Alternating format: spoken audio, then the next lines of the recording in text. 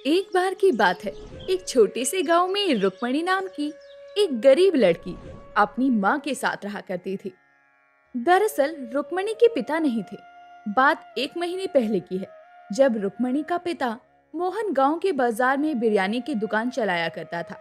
उनकी बिरयानी पूरे गांव में मशहूर थी। उनकी दुकान के बाहर बहुत भीड़ लगी रहा करती। उनकी बिरयानी शहर में भी बहुत मशहूर थी। कभी कभी तो मोहन को शहर से भी बुलावा आ जाया करता, शादी या फिर किसी दावत में बिरयानी बनाने के लिए। लेकिन एक दिन घर से शहर लौटते वक्त एक कार एक्सीडेंट से वो गंभीर रूप से घायल हो जाता है। जब मोहन अस्पताल में भर्ती रहता है, तब आशा उससे मिलने आती है। तब मोहन आशा से कहता है, आशा, मुझे माफ कर दो। मेरा और तुम्हारा साथ यहीं तक था। मुझे इस बात का अफसोस रहेगा कि मैं तुम्हारे और अपनी बेटी के लिए कुछ ना कर सका। इतना कहकर मोहन अपनी आंखें बंद कर लेता है और आशा फूट फूट कर रोने लगती है। वो जान चुकी थी कि उसको ही अपनी बेटी का ध्यान रखना है और अपना जीवन चलाना है। कुछ महीने तक तो सब कुछ ठीक चल रहा था, लेकिन उसके बाद धीरे धीरे घर का पैसा, राशन सब खत्म होने लगा। और फिर आशा ने लोगों के घरों में बर्तन धोने का काम शुरू कर दिया, लेकिन उससे उन दोनों का गुजारा नहीं हो पा रहा था। एक दिन आशा बैठकर रो रही थी और रुक्मणी उसे देखकर सोचती है, आज माँ इतनी उदास क्यों है? क्यों ना मैं माँ के लिए अच्छी सी बिरयानी बना दूं, जैसे कि पापा बनाया करते थे। दरअसल जब मोहन बिरयानी बनाया करता, तब रुक्मणी मोहन के पास ही रहती थी और देखा करती थी कि कैसे उसके पापा बिरयानी बना रहे हैं। रुक्मणी फिर बहुत ही स्वादिष्ट बिरयानी बनाती है और अपनी माँ को खिलाती है। बिरयानी खाने के बाद आशा को अपने पति के हाथों के स्वाद की बिरयानी याद आ जाती है। आशा ने अपने घर में कड़ी मेहनत की घर को चलाने के लिए, लेकिन अब उससे घर नहीं चल पा रहा था। और इधर रुक्मणी के हाथ की बिरयानी खाकर आशा ने सोचा कि क्यों ना फिर से अपने पति की बिरयानी की दुकान को शुरू किया जाए, क्योंकि रुक्मणी के हाथों में भी वैसा ही जादू था जैसा कि मोहन के हाथों में था। बेटी रुक्मणी, तुम्हारे हाथों में तो बिल्कुल वैसा ही जादू है। मैं तो सोच रही हूँ कि क्यों ना हम दोनों मिलकर तुम्हारे पापा के बिरयानी की दुकान को फिर से शुरू करें। हाँ माँ, आप बिल्कुल सही कह रही हो। हम फिर से पापा की दुकान शुरू कर सकते हैं। लेकिन दिक्कत ये थी कि रुक्मणी और आशा के पास बिरयानी बनाने के लिए सारी सामग्री नहीं थी। उन्होंने अपने गांव के लोगों से मदद मांगी, उधार लिया और सभी ने उनकी मदद की। किसी ने चावल दिया, किसी ने मसाले दिए, तो किसी ने मटकी दी। रुक्मणी ने अपनी मेहनत और प्यार से बिरयानी बनाई और शाम होते ही दोनों बाजार में एक बार फिर बिरयानी की दुकान लगाते हैं। बिरयानी की खुशबू पूरे बाजार में फैल गई। धीरे धीरे लोगों की भीड़ आने लगी। सभी लोग बिरयानी की वाहवाही करने लगे। आशा बहन, हमने तो सोचा था कि अब शायद हमें इतनी अच्छी बिरयानी फिर खाने को नहीं मिलेगी। हाँ आशा बहन, इस बिरयानी में बिल्कुल मोहन भैया जैसा स्वाद है। मजा आ गया।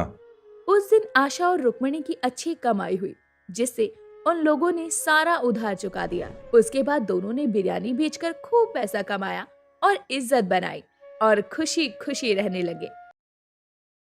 शीतलपुर नाम के एक शहर में मीना और उसका छोटा भाई गोपाल शहर की गलियों में इधर उधर काम की तलाश में भटक रहे थे।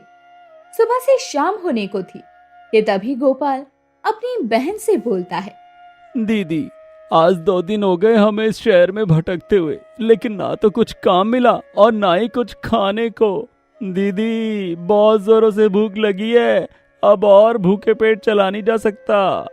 गोपाल मेरे भाई, माँ ने हमें क्या सिखाया था तुम भूल गए? बच्चों, तुम दोनों कभी भी हिम्मत मत हारना, चाहे परिस्थिति कैसी भी हो। कभी कभी भगवान भी हम इंसानों को कुछ पल के लिए दुख देते हैं, जिससे हम उस मुश्किल परिस्थिति से सीख सके और उसका सामना कर सके और अपने हालातों को सही कर सके। हाँ दीदी, मुझे याद है, लेकिन दीदी अभी मुझे बहुत भूख लगी है और उसके अलावा कुछ समझ नहीं आ रहा है। गोपाल देखो, आगे एक होटल दिख रहा है, चलो चले, शायद हमें उसमें कुछ काम मिल जाए और कुछ खाने के लिए भी। हाँ दीदी, चलो देखते हैं। दोनों होटल के अंदर जाते हैं।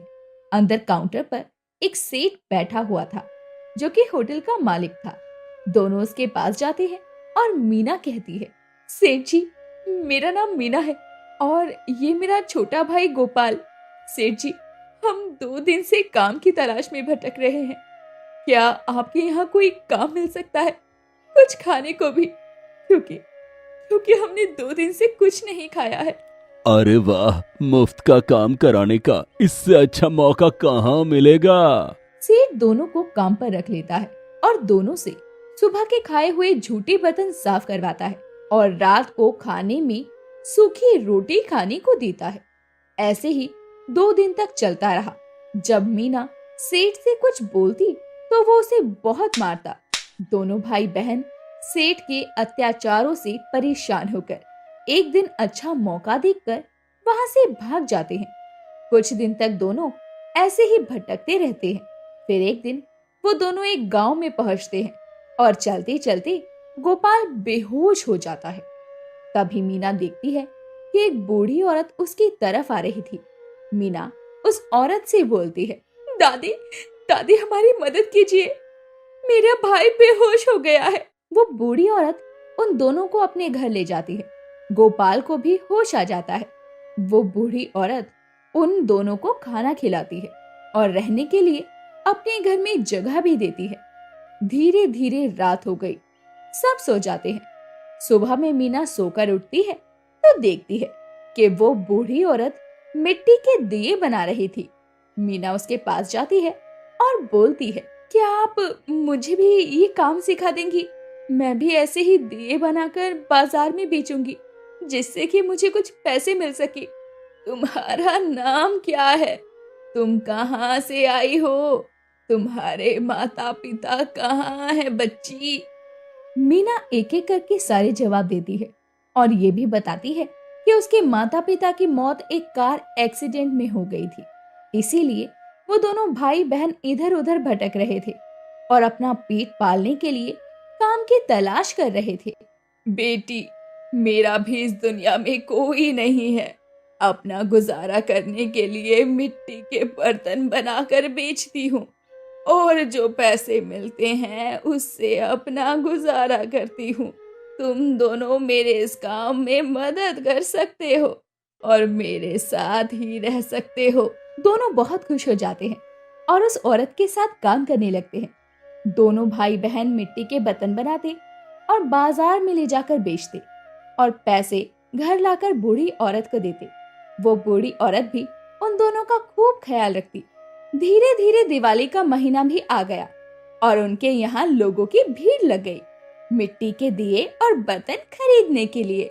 बेटी मीना, हर साल ऐसे ही भीड़ लगती है, लेकिन मुझ बूढ़ी में इतनी जल्दी दिए बनाने की ताकत नहीं होती, जिसके कारण लोग चले जाते हैं और पैसा भी नहीं मिलता। लेकिन इस बार तुम दोनों भाई बहन मिलकर ढेर सारे दिए बनाओ और बेचो और जो पैसा मिलेगा उससे तुम दोनों अपने लिए नए कपड़े खरीद लेना और पटाखे भी खरीदना। मीना और गोपाल बहुत खुश हो जाते हैं और मन लगाकर काम करते हैं। दिवाली के दिन बहुत सारे दिए बेचते हैं और उनके पास बहुत सारा पैसा हो जाता है, जिससे वो दोनों नए कपड़े और पटाखे खरीदते हैं और खुशी खुशी दिवाली का त्योहार मनाते हैं। एक समय की बात है। सोनपुर नाम के गांव में दीनू नाम का एक किसान रहता था। दीनू गांव के मुखिया लाला के यहाँ मेहनत मजदूरी करता था। दीनू के ऊपर लाला का कर्जा होने के कारण मुखिया लाला दीनू से दिन रात काम करवाता था। एक दिन मुखिया लाला ने कहा, ओए दीनू के बच्चे, इधर आ। मैं कुछ दिनों से देख रहा हूँ तू खेतों की तरफ झांकने भी नहीं जा रहा है। सुना है वहाँ आवारा जानवर खेतों में घुसकर नुकसान कर रहे हैं। नहीं मालिक, ऐसी बात नहीं है। वो अभी कुछ दिनों से गोदाम में अनाज बहुत आ रहा है ना, तो मुंशी जी ने कहा था कि मैं वहीं पर रहूं। है, वो कौन होता है हुक्म देने वाला? मेरी बात कान खोल कर सुन लो।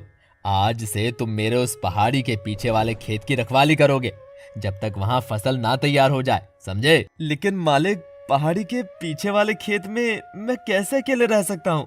वहाँ तो दिन में भी जाने में डर लगता है मालिक। मुखिया दीनू को जोर जबरदस्ती करके चिल्लाते हुए कहता है, देख दीनू, अगर तूने उस खेत में रखवाली नहीं की तो उस खेत में जितना भी नुकसान होगा उसका 10 गुना घाटा तेरे सर पर रखूंगा, जिससे तेरी आत्मा और तेरे पुरखों की आत्मा भी मेरे यहाँ बंधक रहेंगी, समझा? दीनू बेचारा डर जाता है और अपने घर आ जाता है। दीनू के 2 बच्चे थे। दीनू ने अपने बच्चों से कहा, बच्चों, सेठ जी के काम से मैं कुछ दिनों के लिए पहाड़ी वाली खेती पर रहूंगा। तुम दोनों कुछ दिन यहीं अकेले रह लेना। खाने के लिए सेठ के यहाँ से आ जाएगा बेटा। बापू, हम यहाँ अकेले रहकर क्या करेंगे जब आप ही नहीं रहेंगे? हम भी आपके साथ चलेंगे, कम से कम आपका भी मन लगा रहेगा। नहीं बच्चों, वो जगह सही नहीं है, इसीलिए तो कह रहा हूँ, जिद ना करो बच्चों। दीनू के दोनों बच्चे जिद करने लगते हैं। दीनू भी हार मानकर बच्चों को पहाड़ी के पीछे सेठ की खेती पर ले जाता है, जहाँ वो खेतों की रखवाली करता है। एक दिन की बात है, एक आवारा जानवर खेत की मेड़ को खराब कर गया, जिसमें लगी फसल बिगड़ गई। हे भगवान, ये क्या हो गया? अगर सेठ को मालूम पड़ गया तो वो तो इसका नुकसान मेरे सर पर रख देगा। मैं काम करता हूँ, इतनी जगह में हल चलाकर खेत जोत देता हूँ ताकि मालूम ना पड़े, और यहाँ पेड़ लगा देता हूँ। हाँ, दीनू ने वैसा ही किया और हल ढूंढने लगा। वो बच्चों के साथ पहाड़ी के आसपास देखने लगा। तभी दीनू की नजर एक पेड़ पर पड़ी। उस पर एक हल रखा हुआ था।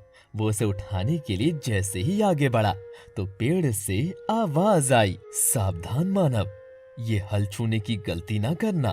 ये कोई साधारण हल नहीं है।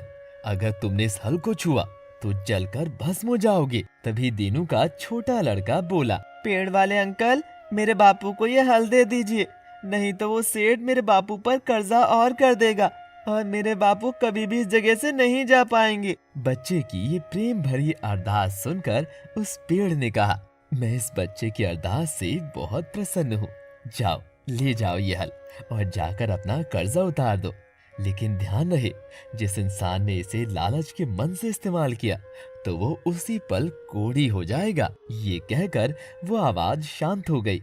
दीनू उस हल को लेकर आया और उस खराब खेत के हिस्से को जोत दिया और वहां पर टमाटर के कुछ पेड़ लगा दिए। कुछ दिनों में जब पेड़ बड़े हुए तो एक रात दीनू की नजर उन पेड़ों पर पड़ी तो उसने देखा टमाटर सोने की तरह चमक रहे थे।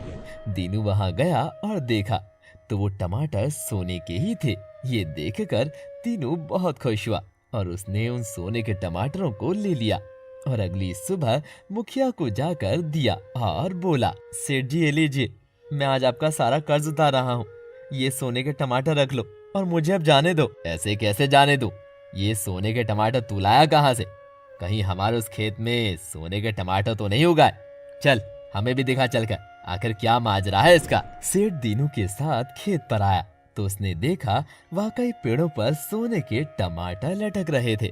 सेठ बड़ा खुश हुआ और सारे टमाटर तोड़ लिए और दीनू से कहा, अच्छा तो तूने यहाँ से लिए थे, चल एक काम कर, अब बाकी के खेत में भी सोने के टमाटर लगा और मुझे सोने के टमाटर दे। लेकिन सेठ जी, ये टमाटर मैंने नहीं उगाए, ये उस हल के द्वारा आए हैं और इस हल की एक लंबी कहानी है। दीनू ने सारी बात बताई लेकिन वो सेठ नहीं माना। दीनू को धक्का देकर वो मुखिया सेठ खुद ही लालच में अंधा होकर हल चलाने लगा और टमाटर की खेती सारे खेत में कर डाली। तभी आसमान में बिजली कड़की और तेज आवाज आई, अरे मूर्ख इंसान, तेरे मना करने पर भी तूने इस हल को लालच के भाव से चलाया, तो अब दंड के लिए भी तैयार हो जा।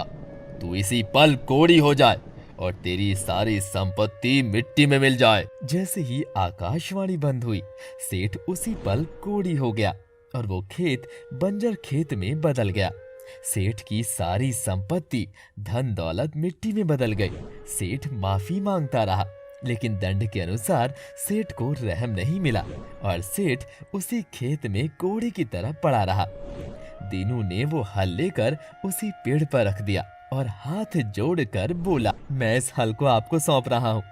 हम इंसान अक्सर ज्यादा लालच में आकर अपना ही नुकसान कर लेते हैं। जरूरत से ज्यादा दौलत इंसान को अंधा कर देती है। दीनू की बातें सुनकर पेड़ बहुत खुश हुआ और उसने दीनू के दिन बदल दिए और उसे एक टोकरी सोने के टमाटर उपहार में दिए, जिससे दीनू की दुनिया ही बदल गई और वो एक रईस व्यक्ति बन गया। माता से बढ़कर कोई भक्ति नहीं होती और गणेश जी तो माता के परम भक्त थे। अपनी मातृभक्ति के कारण ही वो शंकर जी और उनके गणों से भिड़ गए थे। एक बार की बात है, माता पार्वती उनकी कुछ सखियों के साथ खड़ी थी। तभी एक सखी बोली, पार्वती बहन, आपके द्वार पर कोई गण नियुक्त नहीं है, पर वही शंकर जी के द्वार पर शिवगण उपस्थित है। स्त्री जनित चीजों पर गण की आवश्यकता पड़ती है। आपको भी अपने द्वार पर एक गण नियुक्त करना चाहिए। इससे स्त्री के मान मर्यादा की भी रक्षा होती है। पार्वती जी को ये विचार अच्छा लगा और ये सब कहकर उनकी सखियां वहां से चली गईं। उसी क्षण माता पार्वती जी ने अपने महल से एक बालक की उत्पत्ति की। उस बालक ने देवी को प्रणाम किया। माता ने उस बालक का नाम गणेश रखा। गणेश जी माता पार्वती से बोले, बताओ माँ, मेरे लिए क्या आदेश है? बेटा, मेरी अनुमति के बिना इस महल में किसी को भी प्रवेश मत करने देना, चाहे वो कोई भी हो। इतना कहकर माता महल के अंदर चली जाती हैं। तभी वहाँ शंकर जी आते हैं और महल के अंदर जाने की कोशिश करते हैं। गणेश जी उनको रोकते हुए कहते हैं, आप कौन हैं? आप इस वक्त महल के अंदर नहीं जा सकते हैं। हे बालक, क्या तुम्हें पता नहीं कि मैं पार्वती का स्वामी हूँ? तुम इस द्वार पर से हट जाओ, मुझे अंदर जाने दो। मुझे माफ करें प्रभु, परंतु मैं आपको इस महल के अंदर नहीं जाने दे सकता। शंकर जी गणेश जी की बात सुनकर गुस्से में वहाँ से चले गए और कैलाश पर जाकर नंदी को सारी बात बताते हैं। नंदी गणेश जी के पास आकर बोलते हैं, हे बालक, मैं तुम्हें प्रेम से बोल रहा हूँ, तुम इस द्वार से हट जाओ, अन्यथा इसका परिणाम सही नहीं होगा। अगर आपको इस महल के अंदर प्रवेश करना है तो पहले आपको मुझसे युद्ध करना होगा और मुझे हराकर आप इस महल के अंदर प्रवेश कर सकते हैं। नंदी को गणेश जी की बात अच्छी नहीं लगी और वो अपनी शक्तियों से गणेश जी पर प्रहार करते हैं, परंतु गणेश जी पर उसका कोई प्रभाव नहीं होता। श्री गणेश जी अपनी लाठी नंदी पर छोड़ देते हैं। लाठी नंदी के पास जाकर उनको बहुत मारती है और नंदी वहाँ से गायब हो जाते हैं और कैलाश जाकर शंकर जी को सारी बात बताते हैं। तभी वहाँ इंद्रदेव और नारद मुनि आ जाते हैं। कौन है वो बालक जो मुझे महल के अंदर प्रवेश करने से रोक रहा है? इंद्रदेव, आप उसे अपनी भाषा में समझाइए, अन्यथा मैं उसे प्राण दंड दूंगा। नारायण नारायण, हे प्रभु, वो एक छोटा सा बालक है और माता पार्वती के द्वार का गण है, हम उसे कैसे दंड दे सकते हैं? शंकर जी किसी की बात नहीं मानते हैं और दोनों देव को समझाकर गणेश जी के पास भेज देते हैं। इंद्रदेव और नारद मुनि गणेश जी के पास आकर बोलते हैं, नारायण नारायण, हे बालक, तुम इस द्वार से हट जाओ और प्रभु शंकर को महल के अंदर जाने दो। गणेश जी उनकी कोई बात नहीं मानते हैं। तभी इंद्रदेव क्रोधित होकर अपनी सारी शक्तियां एकत्रित करके गणेश जी पर वार करते हैं। गणेश जी उस शक्ति को देखकर अपने आप को एक सुरक्षा कवच में घेर लेते हैं। वो शक्तियां गणेश जी के पास जाकर वापस आ जाती हैं। गणेश जी को इंद्रदेव के प्रहार से कुछ भी नहीं होता है। ये नजारा देख इंद्रदेव और नारद मुनि वहाँ से विलुप्त हो जाते हैं और भगवान शंकर के पास जाकर सारी बात बताते हैं। शंकर भगवान को बहुत क्रोध आता है और वो महल की ओर चल देते हैं। उन्हीं के साथ नंदी, इंद्रदेव और नारद मुनि भी उनके साथ आने लगते हैं। भगवान शंकर द्वार पर आ जाते हैं और क्रोध में आकर गणेश जी के ऊपर त्रिशूल चला देते हैं। त्रिशूल के प्रहार से गणेश जी का सिर धड़ से अलग हो जाता है। ये बात जैसे ही माता पार्वती को पता लगी, वो विलाप करने लगी और शंकर जी से बोली, हे प्रभु, ये आपने क्या अनर्थ कर दिया? अपने ही पुत्र का सिर धड़ से अलग कर दिया। अगर मेरा पुत्र जीवित नहीं हुआ तो मैं अपनी शक्तियों से पूरी सृष्टि को नष्ट कर दूंगी। पार्वती जी की ये बात सुनकर और नंदी से बोले, नंदी, उत्तर दिशा में जाओ और जिस प्राणी का मुख उत्तर दिशा में हो उसका शीश ले आओ। नंदी जाते हैं और एक हाथी का शीश लेकर आ जाते हैं। शंकर जी अपनी शक्तियों से वो सिर गणेश जी के धड़ से लगा देते हैं और उन्हें शक्तियां प्रदान करते हैं। गणेश जी जीवित हो जाते हैं और अपने माता पिता को प्रणाम करते हैं। माता पार्वती अपने पुत्र को जीवित देखकर अत्यंत प्रसन्न होती हैं।